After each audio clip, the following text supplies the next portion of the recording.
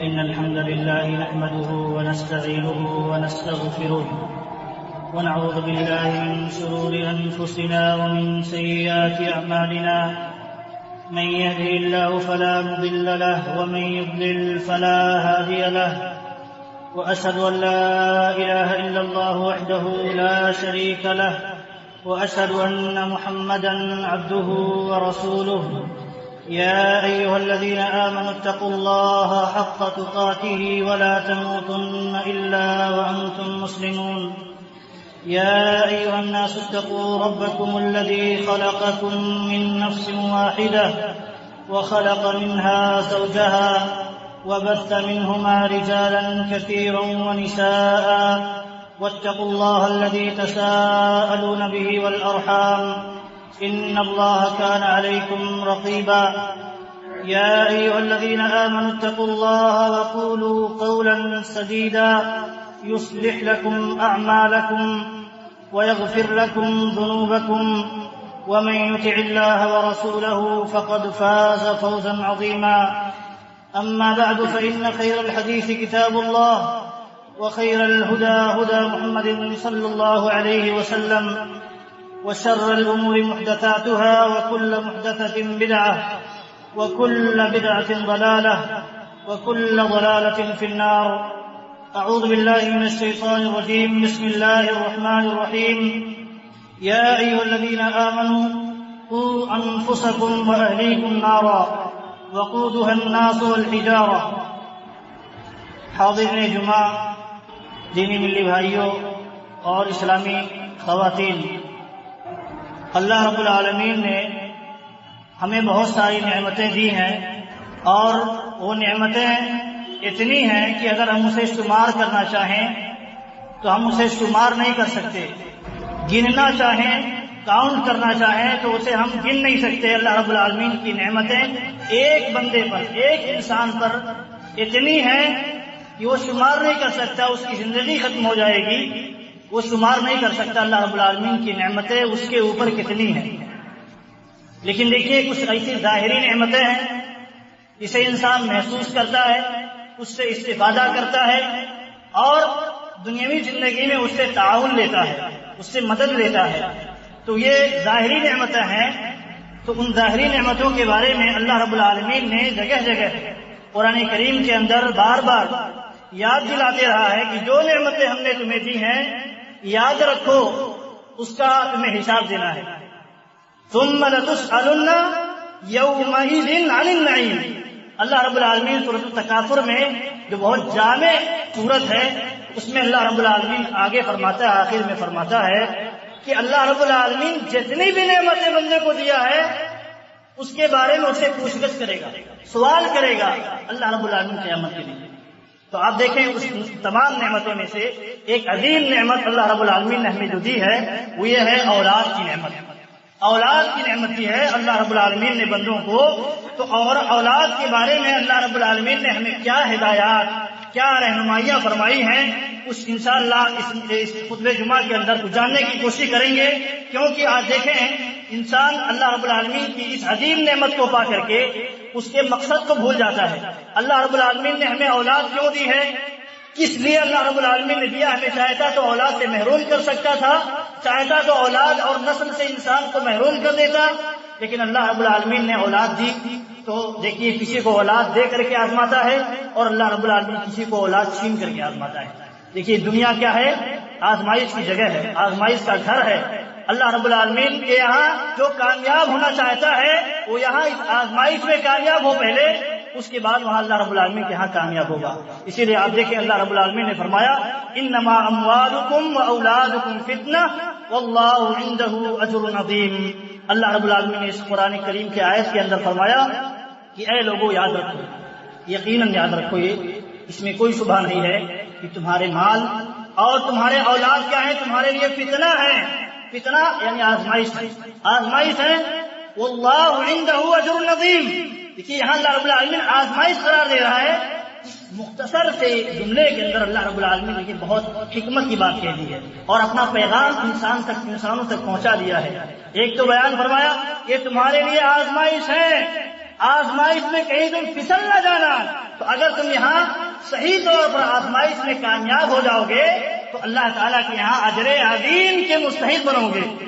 اور اگر اس آزمائش میں فیل ہو گئے، مال کی آزمائش میں، اولاد کی آزمائش میں، بیوی بچوں کی آزمائش میں اگر تم فیل ہو گئے، وہاں تمہارے لیے جو اجر اللہ رب العالمین نے رکھا ہے اس سے تم محروم ہو جاؤ گے.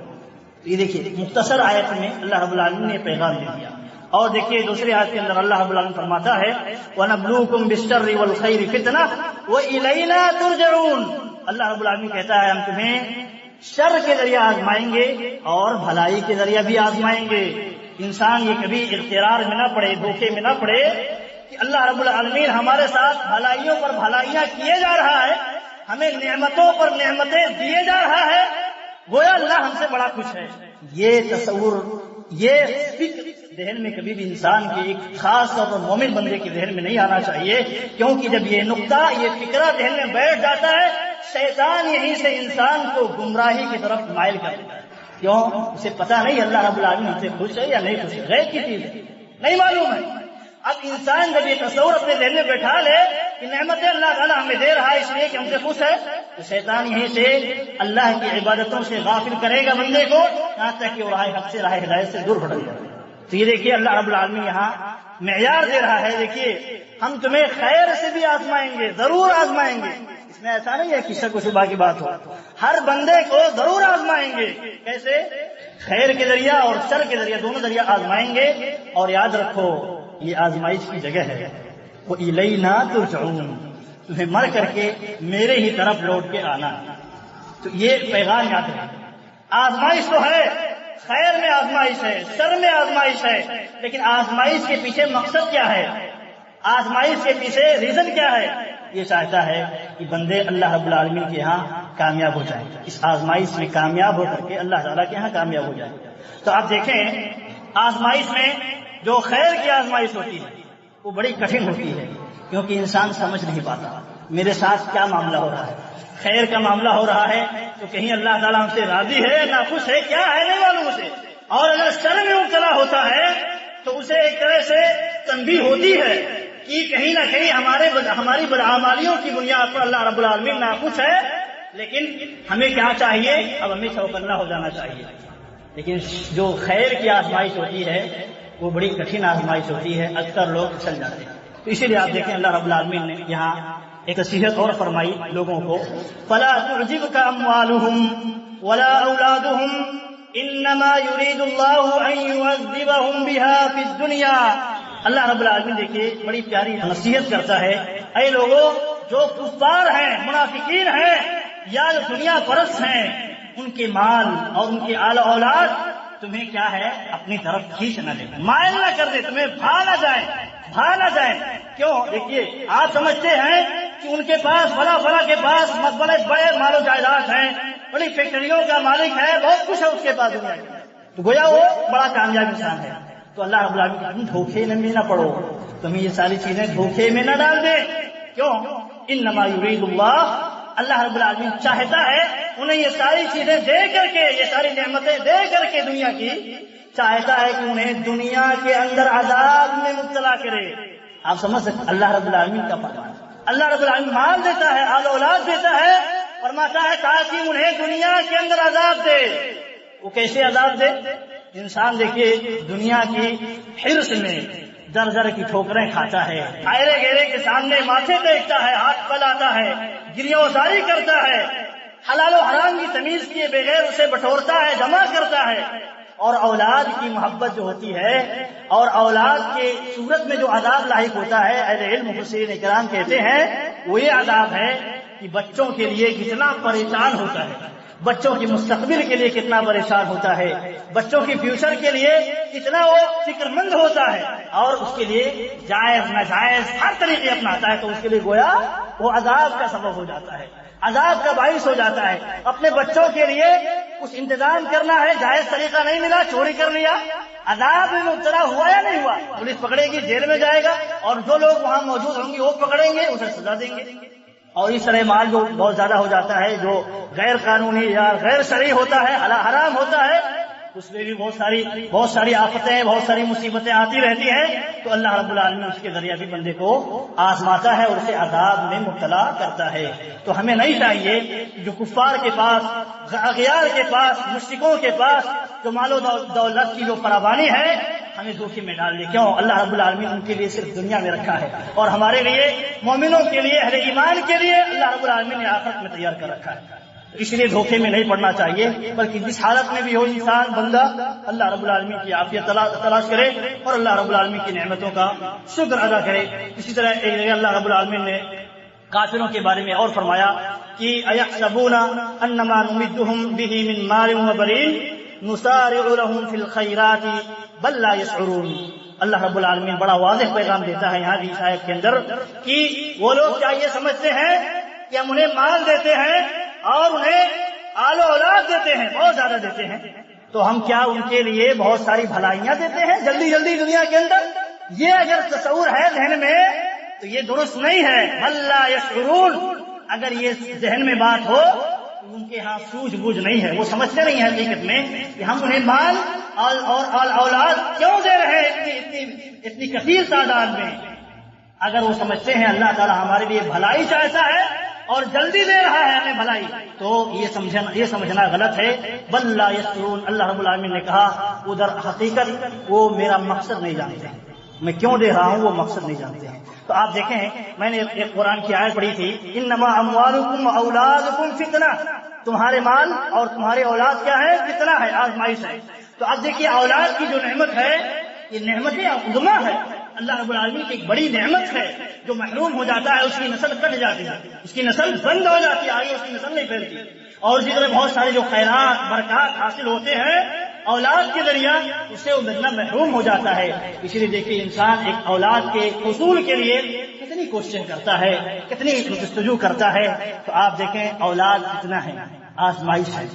اولاد اگر نہیں ملتی تب بھی آزمائش، یہ آزمائش کہ آپ صحیح طریقے سے اولاد طلب کرتے ہیں یا غیر شرعی طریقے پر، باباؤں کے ہاں، قبروں پر، مندروں میں، کہیں اور چوکھٹوں پر پہنچ کر کے وہاں جا کر کے اولاد مانگتے ہیں، یا صرف اللہ رب العالمین سے اولاد مانگتے ہیں، اور اگر نہیں اولاد ملتی، اللہ رب العالمین ہمارے نصیبے میں نہیں لکھا ہے، تو ہم صبر کو ترجیح دیتے ہیں۔ یہ بھی آزمائش ہے، آزمائش نہیں ملتی آزمائش، اور اگر مل گئی تو آزمائش کیسی صورت میں کہ ہم اولاد کی صحیح تربیت کرتے ہیں یا نہیں کرتے ہیں۔ اگر ہم صحیح تربیت نہیں کرتے ہیں اللہ تعالیٰ ہماری گرفت فرمائے گا، اور اگر ہم صحیح تربیت کرتے ہیں تو گویا ہم آزمائش میں کامیاب ہو گئے اور کھڑے اترے، اور اللہ رب العالمین اس کے بدلے ہمیں جنت نصیب فرمائے گا۔ تو یہ نقطہ ذہن میں بیٹھا لیں کہ اگر اولاد ہے یا نہیں ہے، دونوں صورتوں میں انسان کے لیے آزمائش ہے۔ اولاد ہے تو آزمائش یہ ہے کہ ہم اس کا حق ادا کرتے ہیں یا نہیں کرتے ہیں، اور اولاد نہیں ہے تو ہم اولاد کے حصول کے لیے صحیح طریقہ اختیار کرتے ہیں یا غلط طریقہ اختیار کرتے ہیں۔ دونوں صورتوں میں آزمائش ہے، ہمیں دونوں آزمائشوں میں کامیاب ہونا چاہیے۔ آپ دیکھیں یہاں دوسری جو آزمائش ہے وہ یہ کہ اولاد کے حاصل ہونے کے بعد، اولاد حاصل ہو گئی صحیح طریقے پر، اس کے بعد ہمارے لیے کیا آزمائش ہے، وہ اس سلسلے میں ہمیں سمجھنا چاہیے، غور کرنا چاہیے۔ آپ دیکھیں اسی کو ہم کہتے ہیں تربیت، اولاد کی تربیت، اولاد کی پرورش، اور اولاد کو تعلیم دینا، ادب سکھانا، اس کی مستقبل کے لیے دین مضبوط کرنا، بنیاد مضبوط کرنا، اس کے مستقبل کے لیے ابھی سے بنیاد مضبوط کرنا، اس کو ہم تربیت کہتے ہیں۔ تربیت سب سے پہلے آپ دیکھیں تربیت کیوں ضروری ہے، اولاد کی تربیت کیوں ضروری ہے۔ تو اس میں ہم دیکھیں اولاد کی تربیت کیوں ضروری ہے، ہمیں جاننا چاہیے کسی کو کوئی عمل ہم کر رہے ہیں تو ہم کیوں کر رہے ہیں، اس کا سبب جاننا چاہیے۔ اگر سبب بیان کیا گیا ہے شریعت میں تو سبب جاننا چاہیے، اور اگر شریعت میں سبب نہیں بیان کیا گیا ہے، صرف کرنے کا حکم دیا گیا ہے، انسان کو پابند ہو کر کے اس کو کرنا چاہیے۔ تو آپ دیکھیں سب سے پہلی چیز یہ ہے کہ انسانوں میں اور جانوروں میں تمیز ہو جائے۔ دیکھیے جانوروں کے پاس بھی اولاد ہیں یا نہیں؟ اولاد ہیں۔ انسانوں کے پاس بھی اولاد ہیں۔ اگر انسان تربیت نہ کرے اپنی ہر اولاد کی، تربیت کا معنی یہ نہیں ہے انسان اپنے بچوں کو کھلا پلا کر کے بڑا کر دیا، یہ تو جانور بھی کرتا ہے، بچوں کو کھلاتا ہے، اپنے بچوں کو کھلاتا ہے، پلاتا ہے، بڑا کر دیتا ہے، چھوڑ دیتا ہے، آزاد چھوڑ دیتا ہے، جانور بھی کرتا ہے۔ یہاں دیکھیے یہ بیان کرنا مقصود ہے کہ جانوروں میں اور انسانوں میں تمیز ہو جائے. وہ یہ ہے کہ دیکھیے اللہ رب العالمین نے جو تربیت کا حکم دیا ہے، جو سکھانے کا حکم دیا ہے، بچوں کو وہ سکھائے، وہ تعلیم ہے جو اس کے مستقبل کے لیے، قیامت کے دن کے لیے، آخرت میں کامیابی کا سبب ہے، وہ تربیت، وہ تعلیم دی جائے. تو یہ ہے سب سے پہلا نقطہ کہ انسانوں اور جانوروں میں تربیت کے ذریعہ انسان جب اپنے آل اولاد کی تربیت کرتا ہے تو تمیز ہو جاتی ہے، انسان ممتاز ہو جاتا ہے، اعلیٰ درجے کا حامل بن جاتا ہے. اور اگر اپنے بچوں کو ایسے ہی آزاد چھوڑ دیتا ہے، صرف اس کے لیے کھانے پینے کا انتظام کرتا ہے، چھوڑ دیتا ہے، تو جانوروں کے مماثل ہو جاتا ہے. جانور بھی دودھ پلاتا ہے، بچے کو دودھ پلاتا ہے، اس کے لیے انتظام کرتا ہے، اور اگر کوئی اس پر حملہ آور بھی ہوتا ہے تو کیا کرتا ہے؟ دیکھیے اپنے جان پر کھیل کر کے اپنے بچوں کو، اپنی آل اولاد کو بچاتا ہے. انسان بھی کرتے ہیں، یہ چیزیں فطری ہیں، جانوروں میں بھی ہے، انسانوں میں بھی ہے، مساوی ہے، برابر ہے. تو انسان کو اگر اعلیٰ درجہ حاصل کرنا ہے جانوروں سے تو اس کو چاہیے کہ تربیت کا جو اسلامی طریقہ ہے اس کے مطابق بچوں کو تعلیم و تربیت ہے. یہ پہلا نقطہ. اسی لیے شیخ صالح الفوزان حفظہ اللہ اپنے خطبہ جمعہ کے اندر ایک نقطے کی طرف اشارہ کرتے ہیں کہ اگر وہ باپ جو اپنے اولاد کو صرف کھانے پینے کا انتظام کراتے ہیں اور چھوڑ دیتے ہیں، گھر میں آتے ہیں کھانے کے لیے، گھر میں آتے ہیں صرف کے لیے اپنی بیوی سے اپنی شہوت اور اپنی خواہشات پوری کرنے کے لیے، سونے کے لیے، اور ان کی اولاد اپنی اولاد کے متعلق نہیں پوچھتا ہے کیا کرتے ہیں کیا نہیں کرتے ہیں، کس سچویشن میں ہے کس سچویشن میں نہیں ہے، کچھ خبر نہیں کرتا ہے، صرف دنیاوی خبر لیتا ہے، کس کو کیا ضرورت ہے، پیسے کی کیا ضرورت ہے، کس کو اور کیا ضرورت ہے، اسی کی حال اور خبر لیتا ہے. تو صالح الفوزان حفظہ اللہ کہتے ہیں کہ ایسا آدمی والد ہے، انسانوں میں کا والد ہے. ھذا والد بہیمی، یہ انسان تو جانوروں جیسا والد ہے. جانوروں کے جیسے سرپرست ہوتے ہیں، والدین ہوتے ہیں، وہ اس جیسا ہے، کیونکہ وہی وہ کام کر رہا ہے جو جانور بھی وہی کام کرتا ہے، اپنے بال بچوں کے لیے انتظام کرتا ہے، کھانے کے لیے انتظام کرتا ہے، جب تک کہ وہ تھوڑا سا اپنے لیے خود کا انتظام کرنے والا نہیں بن جاتا ہے. تو اگر انسان بھی ویسا ہی کچھ کرنے لگے تو پھر فرق کیا رہ جاتا ہے. اور دوسرا نقطہ یہ ہے کہ آپ دیکھیں ہم بڑے ہوں گے، ہم بڈھے ہوں گے، ہماری عمریں ڈھل جائیں گی. جب عمریں ڈھل جاتی ہیں انسان کی تو وہ بچوں کے مانند ہو جاتا ہے، بچوں کے مانند ہو جاتا ہے. اور اگر ہم صحیح طریقہ، صحیح تربیت ہم آج بچوں کو نہیں دیے رہیں گے تو وہ بچے جب بڑے ہوں گے، طاقت آئے گی، قوت آئے گی اور اپنی دنیا اپنا بسانے چل جائیں گے، تو آپ کو جو آپ بچپنے کی حالت میں آ گئے ہیں، عمر ڈھل جانے کی صورت میں آپ بچوں کی شکل میں ہو گئے ہیں، آپ خود سے کچھ نہیں کر سکتے، آپ اپنا کام نہیں کر سکتے جیسے بچے نہیں کر سکتے. تو ایسی صورت میں جب آپ تربیت نہیں دیے رہیں گے، بچوں کو صحیح تعلیم نہیں دیے رہیں گے، ایمان کی تعلیم نہیں دیے رہیں گے، ماں باپ کی کیا حقوق ہیں اس کو نہیں سکھائے رہیں گے، تو آپ کا حق ادا کیسے کر سکتا ہے؟ اس کو نہیں معلوم ہے، آپ نے نہیں سکھایا ہے، آپ نے نہیں بتایا ہے. اسی لیے عمر فاروق رضی اللہ تعالیٰ عنہ کے متعلق کے دربار میں ایک آدمی آیا اپنے بیٹے کی شکایت کرنے کے لیے کہ یہ میری بات نہیں مانتا ہے، میری کچھ نہیں سنتا ہے. عمر فاروق رضی اللہ تعالیٰ عنہ اس بچے کو بلائے. پھر بچہ کہتا ہے اے امیر المؤمنین، ذرا میرے والد صاحب سے پوچھ لیجئے جب میں چھوٹا تھا انہوں نے میرا حق ادا کیا تھا. دیکھیے ہم ہر کوئی اپنا حق مانگتا ہے، لیکن دوسروں کا جو حق اس کے اوپر ہوتا ہے اسے ادا نہیں کرنا چاہیے. تو عمر فاروق رضی اللہ عنہ سے کہا اس بچے نے کہ میرے والد صاحب سے پوچھئے کہ جو حق ان کے اوپر میرے تئیں ذمہ داری تھی کیا انہوں نے ادا کیا تھا بچپن جب میں چھوٹا تھا؟ تو اس والد نے کہا کہ نہیں، میں نے نہیں ادا کیا تھا. تو عمر فاروق رضی اللہ تعالیٰ عنہ کہتے ہیں اب آئے ہو تم اپنا حق طلب کرنے جس کا تم نے حق نہیں ادا کیا. تو آپ دیکھیں اگر ہم آج سے ابھی سے اپنے بچوں کی صحیح تربیت نہیں کیے رہیں گے تو بعد میں ہمیں ایسے ہی چھوڑ کے چلے جائیں گے جیسے عام جانور اپنے والدین کو چھوڑ کر کے چلے جاتے ہیں. یہ دوسرا نقطہ ہے.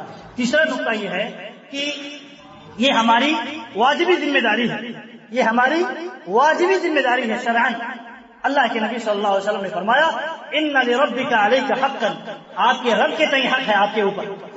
اور اسی طرح ولنفسک علیک حقا، اپنے نفس کا بھی حق ہے، اس کا خیال رکھو، اسے کھلاؤ پلاؤ، اچھا لباس پہناؤ، حق ہے یہ نفس کا، جسم کا حق ہے. اور اسی طرح ولأہلک علیک حقا، تمہارے اہل و عیال کا بھی تم پر حق ہے. فآتی کل ذی حق حقہ، تو تم ہر ایک کا حق ادا کرو، ہر ایک کا حق ادا کرو، یہ ہماری ذمہ داری۔ اگر ہم اللہ کا حق ادا نہیں کرتے پکڑے جائیں گے۔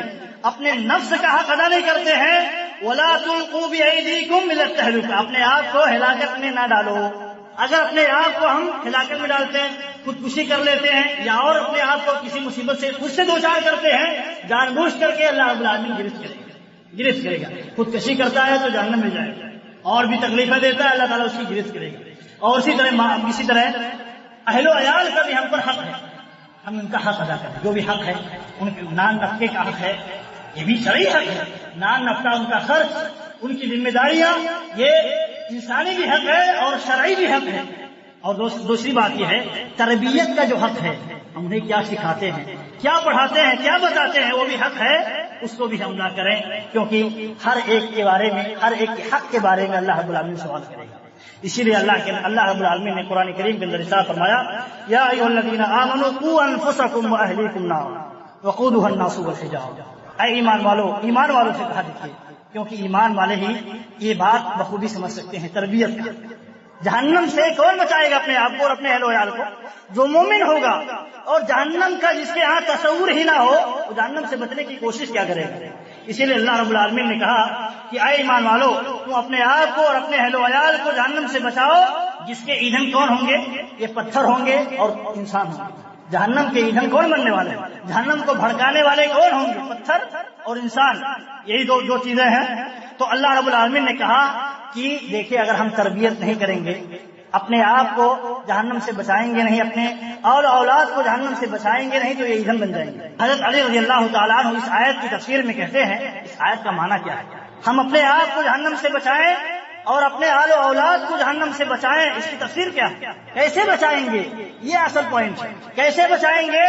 حضرت علی رضی اللہ تعالیٰ عنہ اس آیت کی تفسیر میں کہتے ہیں، ادبوہم وعلموہم، اپنے آل اولاد کو کیا کرو؟ ادب سکھاؤ اور انہیں تعلیم دو، اسلامی تعلیم دو، اس طریقے پر انہیں جہنم سے بچا سکتے ہو۔ اور اس طرح اپنے آپ کی ذمہ داری جو ہمارے اوپر ہے وہ ادا ہو جائے گی، تو ہم بھی جہنم سے بچ جائیں گے۔ اور اس طرح آپ دیکھیں، حضرت ابن عباس رضی اللہ تعالیٰ عنہ مفسر قرآن ہیں، یہ اس آیت کی تفسیر میں کہتے ہیں، اللہ تعالیٰ یہ کہنا چاہتا ہے، لوگوں اللہ تعالیٰ کی اطاعت کو لازم پکڑ لو، جو اللہ کے اطاعت کے کام ہے اس کو لازم پکڑ لو، اسے انجام دو، نافرمانی کے کاموں سے بچو، اور اپنے اہل و عیال کو، آل و اولاد کو کیا کرو؟ قرآن کی، ذکر کی تعلیم دو۔ انہی اعمال کے سبب اللہ رب العالمین تمہیں جہنم سے بچا لے گا، انہی اعمال کے سبب اللہ رب العالمین جہنم سے۔ اگر ہم عبادت خود نہیں کرتے ہیں، بچوں کو تعلیم کیا دیں گے؟ اگر ہم کرتے ہیں، بچوں کو تعلیم نہیں دیتے ہیں، جہنم سے ہم نہیں بچ سکتے۔ جہنم سے بچنے کا معیار جو ہے دونوں صورتوں میں ہمارے لیے آزمائش ہے، یہی آزمائش ہے۔ اگر ہم ادا کرتے ہیں تو ہم جہنم سے بچا لیے جائیں گے، جنت میں داخل کر دیے جائیں گے، اور اگر ان کا حق، آل اولاد کا حق ادا نہیں کرتے ہیں تو ہماری گرفت ہوگی، پکڑ ہوگی، اور ہم بچ نہیں سکتے اللہ رب العالمین کی گرفت سے۔ اور اسی طرح آپ دیکھیں کہ ایک وجہ یہ ہے کہ ہم بچوں کو کی تربیت کیوں کریں، ایک وجہ یہ ہے کہ دیکھیے ہر ایک کے متعلق اللہ رب العالمین سوال کرے گا، جیسا کہ ذکر کیا گیا ہے۔ اس میں ایک بات یہ ہے، اہم بات، کہ اللہ کے نبی صلی اللہ علیہ وسلم نے فرمایا کہ جو بھی بندہ جس کا نگراں ہے، جس کا ذمہ دار ہے اور ذمہ داری ادا نہیں کرتا ہے، جو اس کے ماتحت لوگ ہیں ان کی ذمہ داریاں، اس کے حقوق کو ادا نہیں کرتا ہے، مر جاتا ہے، وہ ہوا غاش لرعیتہ، دھوکے باز ہوتا ہے، دھوکہ دینے والا ہوتا ہے۔ ان کا حق ادا نہیں کرے گا تو دھوکہ ہوگا، ظلم ہوگا، ان پر ظلم ہوگا، ان کو دھوکہ دینے والا ہوتا ہے، ان پر ظلم کرنے والا ہوتا ہے۔ الا حرم اللہ علیہ الجنہ، ایسے لوگوں پر اللہ رب العالمین جنت کو حرام قرار دیتا ہے۔ اگر ہم آل اولاد کی تربیت نہیں کریں گے تو اللہ رب العالمین کے یہاں کیا ہوگا؟ باز پرش ہوگی، اور جنت سے ہم محروم کر دیے جائیں گے، ہم پر جنت حرام قرار دی جائے گی، کیونکہ ہم نے دھوکہ دیا۔ بچے جو نہیں جانتے ہیں ہماری تربیت میں ہے، جو کچھ ہم سکھائیں گے وہی سیکھیں گے، وہی آگے فالو کریں گے۔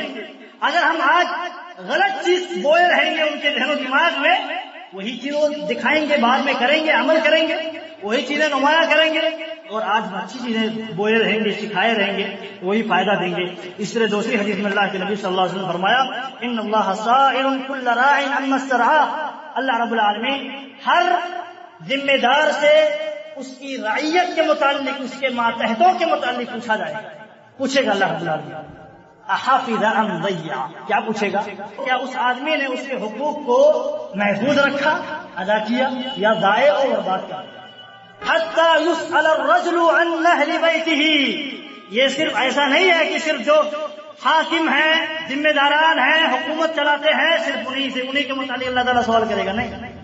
دیکھیے یہاں پوائنٹ کی بات ہے، آج ہم تو بڑی بڑی باتیں کرتے ہیں، دوسروں پر انگلیاں اٹھاتے ہیں، دوسروں کی نقص نکالتے ہیں، ہم خود ذمہ دار ہیں اپنے بال بچوں کے۔ اللہ رب العالمین ہم سے ہمارے ماتحتوں کے متعلق پوچھے گا، سوال کرے گا، اگر ہم ادا نہیں کیے رہیں گے تو ہمیں بھی پکڑا جائے گا جیسے حاکم وقت کو پکڑا جائے گا۔ تو کیا ہم نے اپنے بال بچوں کے آل اولاد کے حقوق کو ادا کیا، اسلامی تربیت دی؟ تو اللہ کے نبی صلی اللہ علیہ وسلم فرماتے ہیں یہاں تک کہ بندے سے، انسان سے اس کے اہل و عیال کے متعلق بھی پوچھا جائے گا۔ صحیح حدیث ہے۔ تو آپ دیکھیں یہ ایک چوتھی وجہ تھی کہ کیوں ہم اپنے بچوں کو تعلیم دیں، اور ایک وجہ آپ دیکھیں تعلیم دیتے ہیں تو اس کا فائدہ کیا ہے، تعلیم و تربیت دیتے ہیں اپنے بچوں کو، اس کا فائدہ کیا ہوتا ہے؟ اس کا فائدہ یہ ہوتا ہے کہ آپ دیکھیے انسان دیکھیے تجارت کرتا ہے، کہتا ہے کہ تجارت کریں گے تو ہمارے بال بچوں کے لیے فائدہ ہوگا، ہماری آل اولاد اچھے سے رہے گی، لیکن یہ نہیں سوچتا ہمارا کیا ہوگا۔ انسان مر جاتا ہے، دیکھیے کچھ نہیں، کوئی چیز ایسا کر کے گیا ہے، سوچنا چاہیے تھوڑے سے لمحے کے لیے کون سی چیز وہ کر کے گیا ہے، کون سا عمل وہ کر کے گیا ہے جو مرنے کے بعد اسے فائدہ دے۔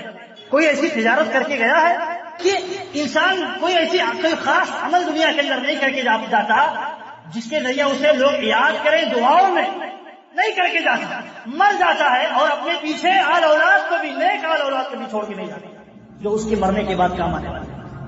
تو ہم کیا چھوڑ کے جاتے ہیں، کیا ہم اپنے مستقبل کے لیے چھوڑ کے جاتے ہیں؟ اللہ رب العالمین نے آسم دیا ہے کہ آپ کے مرنے کے بعد بھی کوئی چیز کام آنے والی ہے۔ وہ کیا چیزیں ہیں؟ صدقہ جاریہ ہے، مال ہے، اللہ کے راستے میں خرچ کر دیا جائے، اس بعد میں آپ کے کام آئے۔ اسی طرح کیا ہے؟ علم ہے، علم دیکھیے آپ کے پاس علم نہیں ہے، جن کے یہاں علم ہے وہ علم کے ذریعے اپنا کام کرتے ہیں، جس کو بتا دیا وہ جب تک عمل کرے گا اس کو ثواب ملے گا، مر جائے گا تب بھی ثواب ملے گا۔ وہ کسی کو بتا دیا وہ قیامت تک بتاتے رہے گا، وہ قیامت تک اس کو قبر کے اندر ثواب ملتا رہے گا۔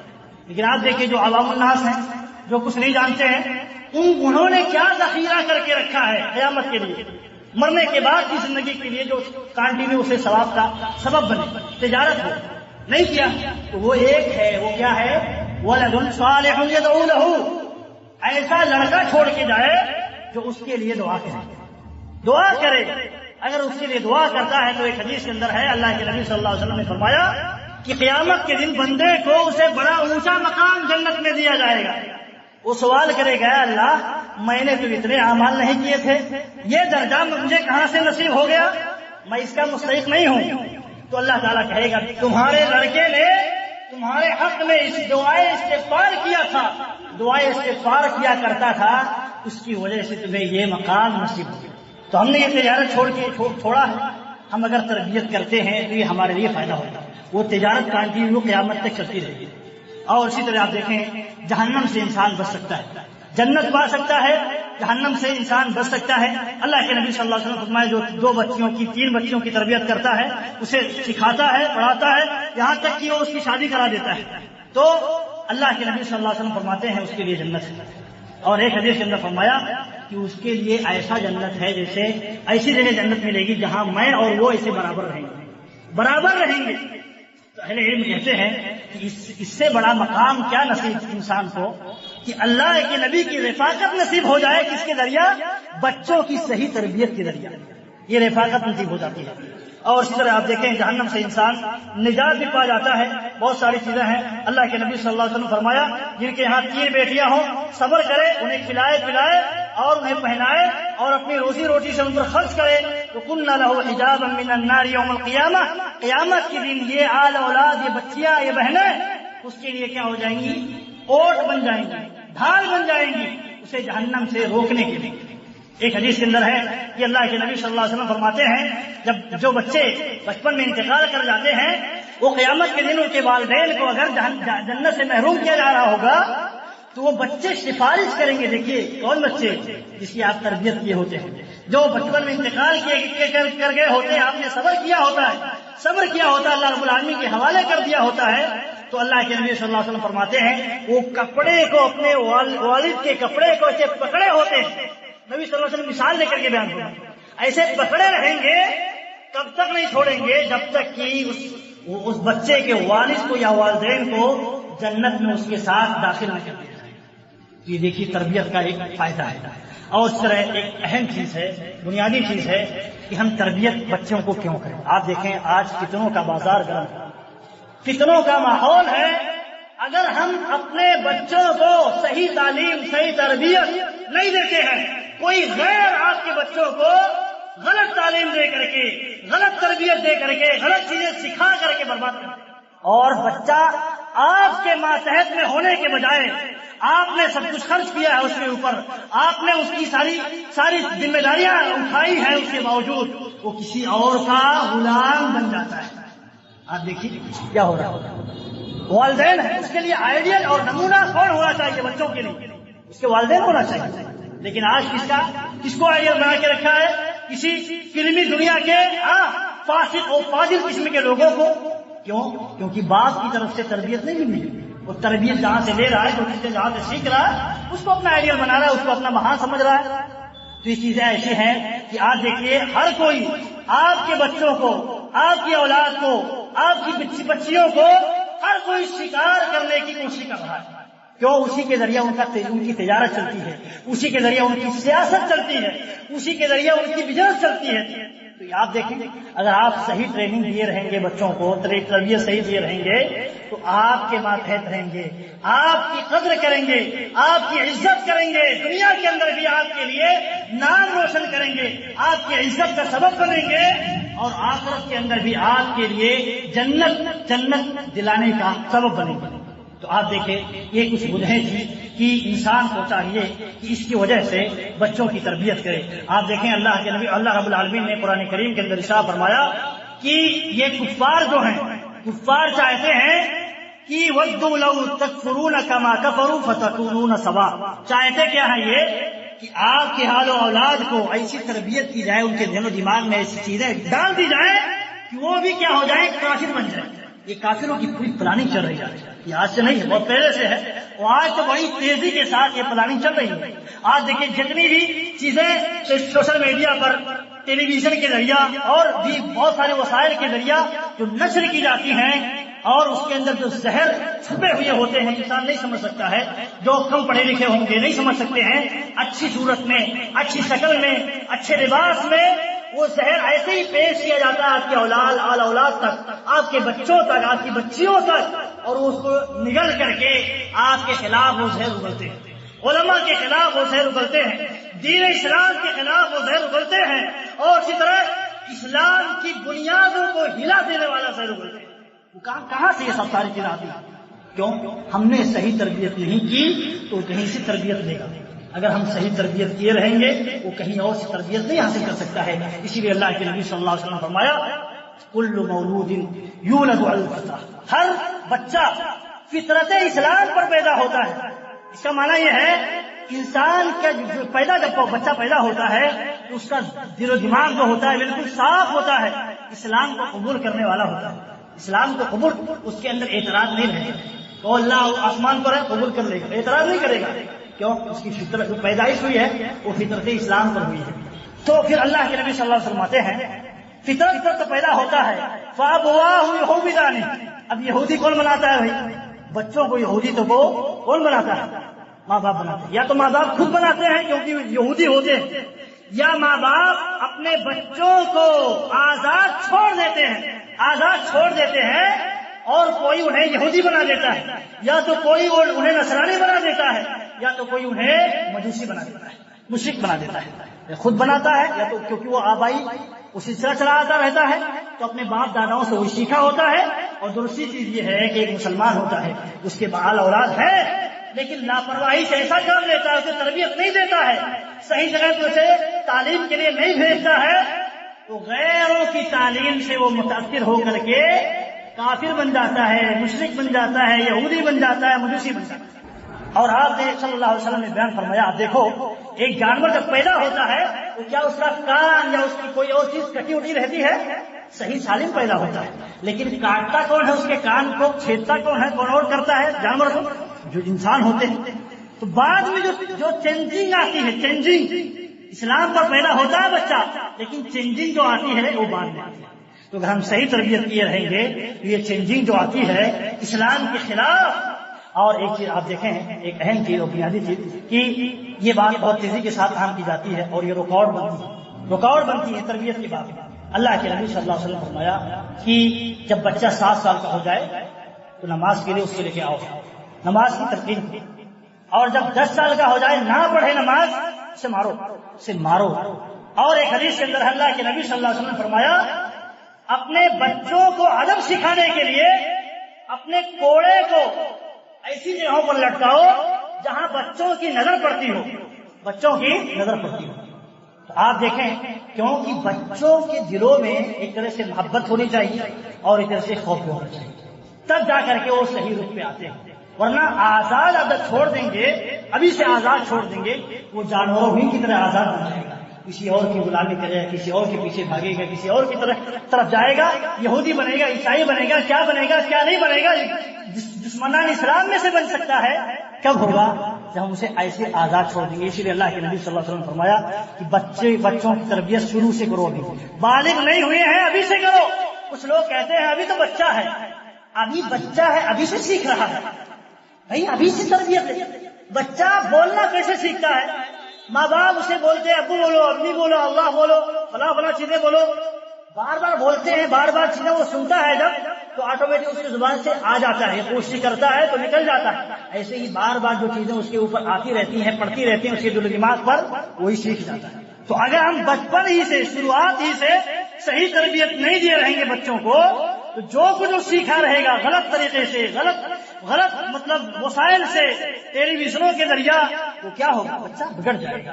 آج دیکھیے صورتحال بن گئی ہے، افسوس کی بات ہے، ایک باپ کی جو ذمہ داری تھی، آج یہ موضوع اتنا اہم اور ضروری ہے کہ آج دیکھیے کچھ سالوں پہلے یہ سارے وسائل جو فتنے فساد کے تھے نہیں تھے، اور آج اتنے ہو گئے ہیں کہ آج جو ہماری نسل ہے، جو جوان ابھی جوان جو ہے، وہ اتنی باغی اور اتنی طاغی ہو چکی ہے کسی کے ماتحتی نہیں قبول کرتی، اور سوچیں اس کی اولاد جو ہوگی وہ کتنی خطرناک صورت اختیار کرے گی۔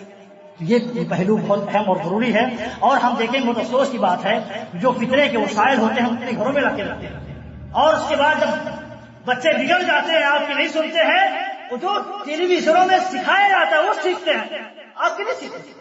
آپ بھی سکھایا کیا نہیں سیکھے؟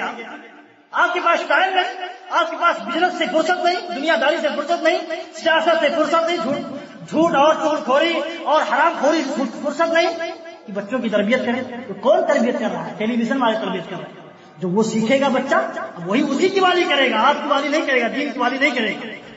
تو آپ دیکھیں، اگر آپ چاہتے ہیں صحیح رخ پر رہیں، ہمارا سماج، ہمارا نوجوان، مستقبل کا نوجوان، اور جو اسلام کا باغڈور سنبھالے گا اور ہماری نسلوں کا باغڈور سنبھالے گا اور ہمارے دین اسلام کو عروج پر پہنچائے گا، یہ نوجوان ہی ہے، آگے چل کر کے ہی کریں گے۔ تو ان کو اگر ہم ماضی سے نہیں جوڑتے ہیں، ماضی سے کون؟ دین اسلام کی ماضی سے، سیرت نبویہ سے، اسلام سے نہیں جوڑتے ہیں تو ان کا مستقبل کہاں ہے؟ تاریخ رہے گا۔ دینی تعلیم معلوم نہ رہے، آگے کیا کرے گا؟ جو کچھ ہو اس کو سمجھ میں آئے گا وہ کرے گا۔ تو اس لیے ماضی سے، یعنی اسلام کی تاریخ سے جوڑنا ضروری ہے، یہ دنیا داری سے نہیں جوڑنا ضروری ہے، کیونکہ یہ چیزیں آنی جانی لگی رہتی ہیں، اور انسان جس سماج میں، جس ماحول میں رہتا ہے، وہ وہاں کی وجہ سے بہت کچھ سیکھ جاتا ہے، اس کی جو ضروریات ہوتی ہیں۔ تو اس لیے جو ضروری ہے اور اہم ہے وہ اسلام کی تعلیم ہے، تربیت ہے۔ بہت ساری باتیں ہیں، بہت تفصیلی باتیں اس متعلق ہے، علیہ گفتگو کرتے رہتے ہیں، ہمیں سیکھنا چاہیے، سمجھنا چاہیے۔ اللہ رب العالمین سے دعا ہے کہ اللہ رب العالمین ہم نے جو کچھ سنا ہے، سیکھا ہے، سمجھا ہے، اللہ رب العالمین اس کے مطابق ہمیں عمل کرنے کی توفیق دے۔ اللہ رب العالمین ہمیں آل اولاد کی صحیح تربیت کی توفیق دے تاکہ وہ اسلام کے سچے سپاہی بن سکیں، سچے متبع بن سکیں، اور اپنے والدین کی قدر اور عزت اور احترام کرنے والے بن سکیں۔ آمین وآخر دعوانا الحمدللہ رب العالمین۔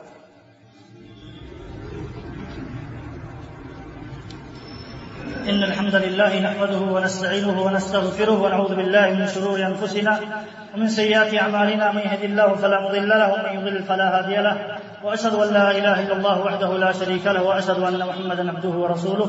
اللهم صل على محمد وعلى آل محمد كما صليت على إبراهيم وعلى آل إبراهيم إنك حميد مجيد. اللهم بارك على محمد وعلى آل محمد كما باركت على إبراهيم وعلى آل إبراهيم إنك حميد مجيد. عباد الله رحمكم الله، إن الله يأمر بالعدل والإحسان وإيتاء ذي القربى وينهى عن الفحشاء والمنكر والبغي يعظكم لعلكم تذكرون، ولذكر الله أكبر والله يعلم ما تصنعون.